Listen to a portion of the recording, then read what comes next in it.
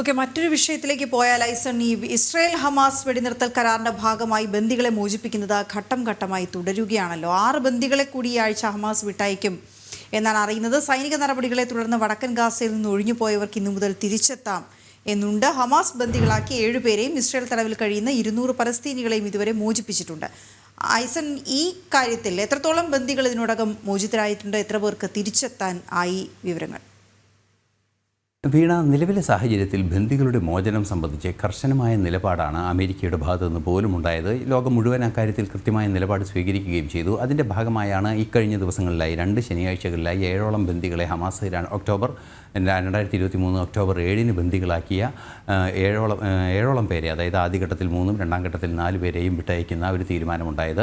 അതിനുശേഷമാണ് ഇപ്പോൾ അടുത്ത തീരുമാനം കൂടി വന്നിരിക്കുന്നത്. ഈ ശനിയാഴ്ചയോടുകൂടി, അല്ലെങ്കിൽ ഈ ആഴ്ച എന്ന് തന്നെയാണ് സൂചിപ്പിച്ചിരിക്കുന്നത്. അതൊരു പക്ഷേ ശനിയാഴ്ചകൾ തോറും വിട്ടയക്കുമെന്ന നിലപാടിൽ നിന്നും കുറെ കൂടി അയഞ്ഞ മട്ട് ഹമാസിൻ്റെ ഭാഗത്തു നിന്നുണ്ട് എന്നാണ് മനസ്സിലാക്കാൻ സാധിക്കുന്നത്. തീർച്ചയായും അത് ശക്തമായൊരു പ്രതിഷേധവും എതിർപ്പും ലോകരാഷ്ട്രങ്ങളുടെ ഭാഗത്തു നിന്നും അതുപോലെ തന്നെ ഇസ്രായേലിൻ്റെ ഭാഗത്തു നിന്നും ഉണ്ടായി എന്നതൊരു യാഥാർത്ഥ്യം തന്നെയാണ്. ശക്തമായ സൈനിക നടപടി പോലും ഈ ബന്ദികളെ മോചിപ്പിക്കുന്നതിന് നൽകിയ വാഗ്ദാനം വൈകുന്ന സാഹചര്യത്തിൽ ഇസ്രായേലിൻ്റെ ഭാഗത്തു നിന്നുണ്ടായിരുന്നു. ഇത്തരമൊരു സാഹചര്യം കൂടി നിലനിൽക്കുമ്പോൾ ശക്തമായ നടപടി ഹമാസിനെതിരെ ഇസ്രായേലിൻ്റെ ഭാഗത്തു നിന്നുണ്ടാകുമെന്ന തിരിച്ചറിവിൻ്റെ കൂടി അടിസ്ഥാനത്തിലാണ് ഇപ്പോൾ 6 ബന്ദികളെ കൂടി മോചിപ്പിക്കുന്നതിനുള്ള ഒരു ധാരണ, അല്ലെങ്കിൽ അത്തരത്തിലൊരു കൺസെൻറ്റ് ഹമാസിൻ്റെ ഭാഗത്തു നിന്നുണ്ടായിരിക്കുന്നത്. കണിശമായും അത് നടപ്പാക്കാനുള്ളൊരു തീരുമാനം തന്നെയാണ് അതിൻ്റെ മധ്യസ്ഥം വഹിക്കുന്ന ഈജിപ്തും ഖത്തറും ഉൾപ്പെടെയുള്ള രാജ്യങ്ങളെല്ലാം തന്നെ മുൻകൈ എടുത്തിക്കുന്നത് എന്നാണ് മനസ്സിലാക്കാൻ സാധിക്കുന്നത്. അങ്ങനെയെങ്കിൽ ഏറെ പ്രധാനപ്പെട്ട, വളരെ നിർണായകമായി പല വ്യക്തികളും ഇപ്പോൾ ഹമാസിൻ്റെ തടവിലുണ്ട്. ഹമാസിൻ്റെ തടവിൽ കഴിയുന്ന നിർണായക വ്യക്തിത്വങ്ങളെ ഉൾപ്പെടെ മോചിപ്പിക്കാനുള്ള ഒരു സാധ്യതയിലേക്കാണ് ഈ 7 പേരുടെ കൂട്ടത്തിലുണ്ടാവുക. നമുക്കറിയാവുന്നതാണ്, നേരത്തെ സൂചിപ്പിച്ചതുപോലെ വടക്കൻ ഗാസയിൽ അതിശക്തമായ ആക്രമണമാണ് ഒക്ടോബർ 7 മുതൽ, അതായത് 2023 ഒക്ടോബർ 7, ഒക്ടോബർ 8 ആ ദിവസങ്ങളിൽ തൊട്ട് വടക്കൻ ഗാസയിൽ അതിശക്തമായ ആക്രമണമാണ് ഇസ്രായേൽ അഴിച്ചുവിട്ടത്.